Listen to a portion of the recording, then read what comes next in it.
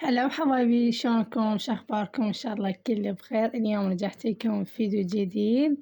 اليوم الفيديو متنوع من كل شي، ويلا نبلش بالصلاة على محمد. حبايب قلبي، إذا جداد على القناة اشتركوا بقناتي وفعلوا الجرس حتى يوصلكم كل فيديو أنزله. اليوم الجو كلش مغيم، أعتقد بيها مطر.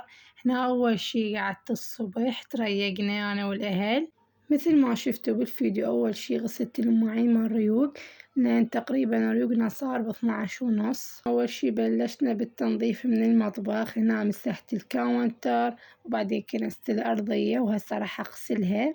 وهنا مثل ما تشوفون الجو كلش ترابة، وهنا لازم البيت يتنظف كل زين وبعدين ينغسل وبعدين يتهوى، لأن تعرفون انتم الجو ترابة ومطر وصارت لكم بوخة.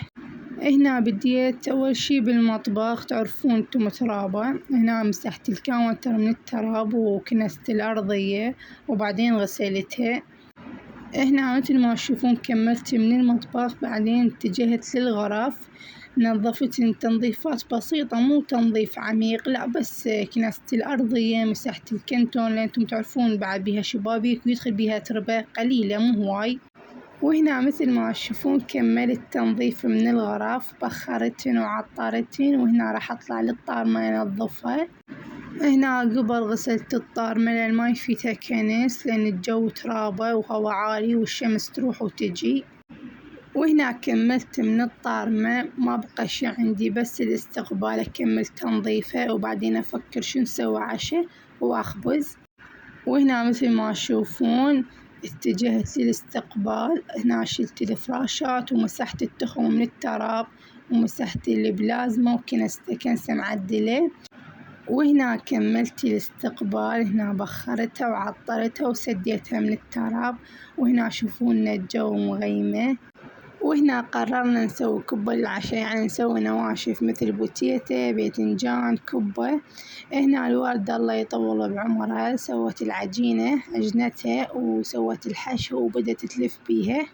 وهنا ما يحلى الأكل إلا خبز حار. هنا عجنا من زمان ولقيناه مختمر فقلنا خل نخبزه.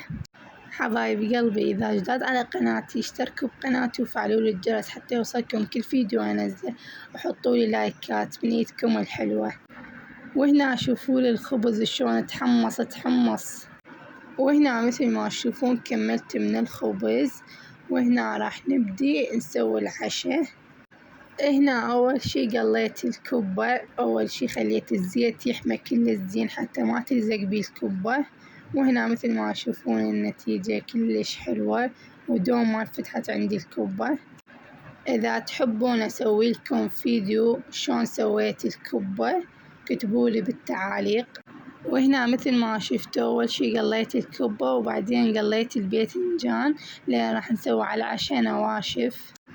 وهنا كملت من الباذنجان فقاعدة نشفة من الدهن. وهنا راح أقلي البوتيتة.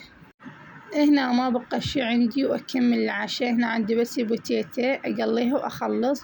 وهنا حضرت الزلاطة، حضرت الفواكه. وهنا مثل ما تشوفون كملت العشاء وسهمكم ألف عافية. إن شاء الله أشوفكم بفيديو جديد. مع السلامة.